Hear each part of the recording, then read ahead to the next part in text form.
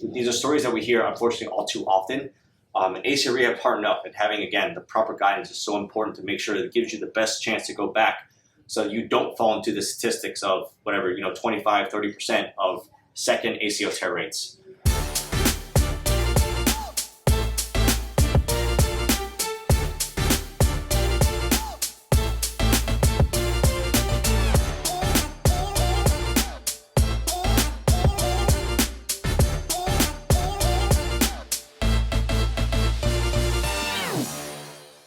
You guys know I'm very big on finding the right therapist, specifically talking about for ACL Rehab.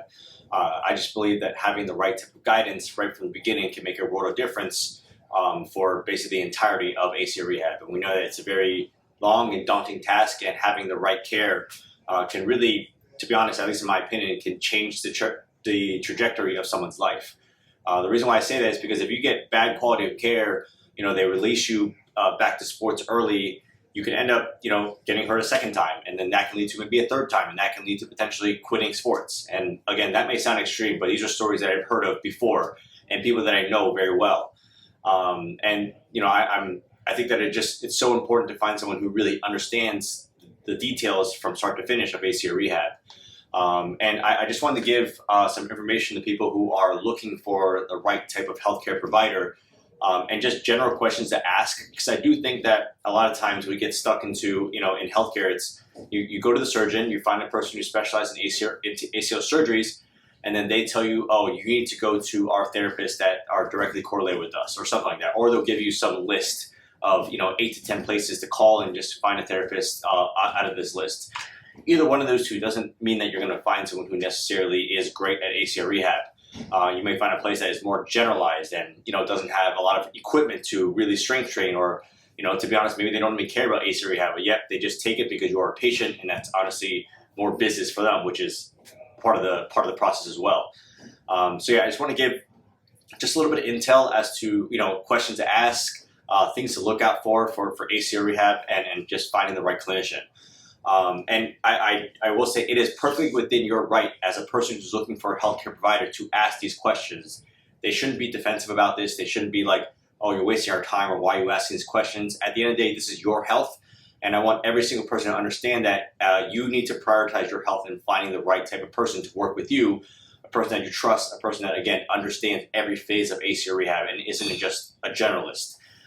So I would honestly start off by asking them how many ACL patients they see. Are they the type of clinic that sees 1 to 2 ACLs a month, or is it one of those that has 4 or 5 ACL patients at the same time on their caseload, and they see it very frequently?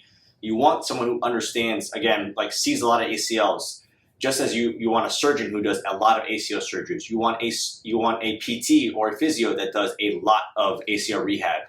Again, I always say that I see about 70% of my caseload is ACLs. And the reason why it's important is because potential complications happen. And if you don't have experience with it, you might not really know how to address it, or you might just keep trying the same things over and over and over again.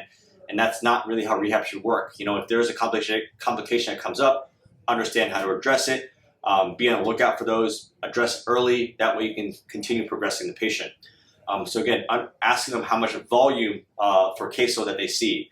I think another big question is to ask them, what does their return to sport process look like?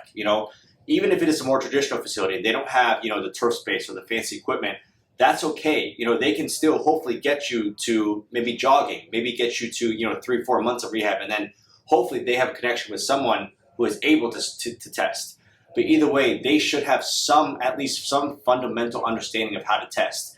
And if they tell you something generic like, oh yeah, we do hot tests, everyone does hot tests, right? And if they tell you that, oh, we do strength testing, and they use their hands to test you, they do just what they call manual muscle testing, and those are the only 2 really things that they talk about, that means that, at least in my opinion, they don't really understand how ACL rehab works. You can't do just these very basic generic tests and say that someone's cleared. You should have some sort of, ideally some sort of handheld dynamometer to actually test, to get objective numbers, not using someone's hand. Hopefully you have a way to test some sort of concentric ability of the quads in order to gauge, again, compare the difference between right and left. Hopefully they do vertical jump testing as opposed to just horizontal, because the vertical biases a little bit more the quads. And then even taking a step further, do they have force plate testing? That's obviously great too, to get more data. They should understand that it's objective and not subjective as far as testing goes, and they should hopefully have a battery of 7, 8, 9 tests that they do. You can also go to the Y balance test. They should understand psychological testing, and I personally use the ACL RSI for that. They should be able to clearly and definitively give you an explanation of what they do for testing, how they test, how often they test, and how they present the data to you guys. Again, it's important to understand because you need to be able to see your progress. A lot of times when I do my testing, I'll show my patients, hey, here you are at 65%. Test a month later, you're at 74%, and then so on and so forth, right? They should be able to see your numbers testing going up and up and up before you get to whatever number you're looking for. Ideally, hopefully over 90. For me, I want closer to 95% on all my testing. So they should be able to address those questions as well. If they're kind of like, oh yeah, we do, again, basic like hop testing, we do the triple, single, try to sell you on that. And we do also manual muscle testing for strength testing. Me, again, personally, I don't think that's enough. They need to have equipment to properly test you and also have a fundamental understanding of what proper testing looks like. I would say those two in itself are two of the biggest things to look for and for ACL Rehab. Then if you want to go a little further, especially if you're a higher level athlete, do they even have the equipment to properly load you, right? Do they have weights, right? That's a really, really big thing that some PT facilities don't even have.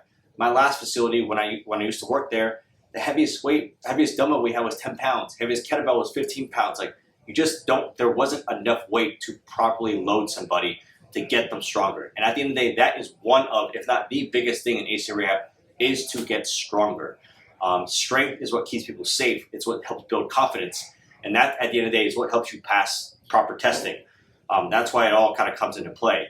And also, if you're going through rehab already right now, if your current program is all, like, even if you're 3, 4, 5 months down the line and everything is 3 sets of 10, 3 sets of 10, everything is the same, you're doing the same exercises over and over and over again, in my opinion, again, I don't think that they have the right understanding of how to properly rehab ACLs if they're doing the same things over and over and over again.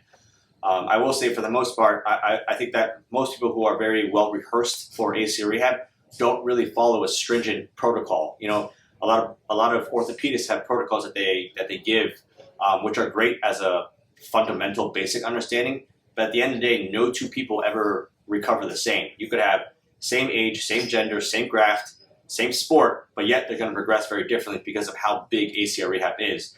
So I'm really big on individualizing rehab, right? You're not going to rehab the same way. We're going to focus on your progression. So it's very kind of a step-by-step progression. You have to earn the right to get to the next phase. And again, hopefully the therapists are able to explain it to you as well. They should not be, again, I keep saying my opinion because I don't want to say that my way is the only way, but just in my experience, they shouldn't be like, oh, at 12 weeks, you should be jogging, definitely at 12 weeks. And then at 20, 24 weeks, you should be cutting. And then at 8 months, you should be cleared, right? These are all things that I don't think anyone can necessarily guarantee. They can say that these are general timelines, but no one can guarantee you getting back at a certain point. And I would say a big red flag is if they're clearing kids before 9 months, clearing athletes before 9 months. That's another big thing, I think, that should tell you that they don't really have a big, or at least a comprehensive understanding. There's enough data out there that supports that 9 months is the minimum. Extensive testing needs to be done over and over and over again in order to determine if someone's safe to go back. They should be able to confidently explain, again, every little detail for you. And if not, I think it's worth potentially exploring other places. And make sure you find the right person that you trust, someone that will be able to answer all your questions, someone that you can essentially confide in because of how difficult ACL rehab is. I just want to, again, make this video because, we get a lot of people who come from places, 3, 4, 5 months down the line, and, it's tough to hear some of these stories that, hey, they released me at 4 months. They didn't know what to do with me at 3 months, right? I was doing the same exercise over and over and over again. Everything was 3 to 10. These are all things that we hear very, very frequently. Or I was stuck doing exercise with a tech who wasn't really watching me. These are stories that we hear, unfortunately, all too often. And ACL rehab is hard enough, and having, again, the proper guidance is so important to make sure that it gives you the best chance to go back so you don't fall into the statistics of whatever, 25, 30% of second ACL tear rates. Again, hopefully you guys found this video helpful. Please feel free to share with anyone who is recovering from ACL rehab. If you have any questions, please feel free to comment below. And I appreciate you guys watching. Thank you for watching today's video. please feel free to like and subscribe and share it on your social media platforms. If you're interested, I have started an ACL Mastering Group, which is a growing library of content centered around ACL Rehab. It has exercises ranging from immediate post-op to late-stage sport-specific movements and everything in between. It's a growing library and currently holds over 250 videos. There's content centered around assessments, movement breakdowns, exercise breakdowns, case studies, and a whole lot more. You also gain access to a private forum where you can engage with like-minded people, ask questions, share research articles, and share resources. If you're interested, please feel free to click the link below. Thank you for watching.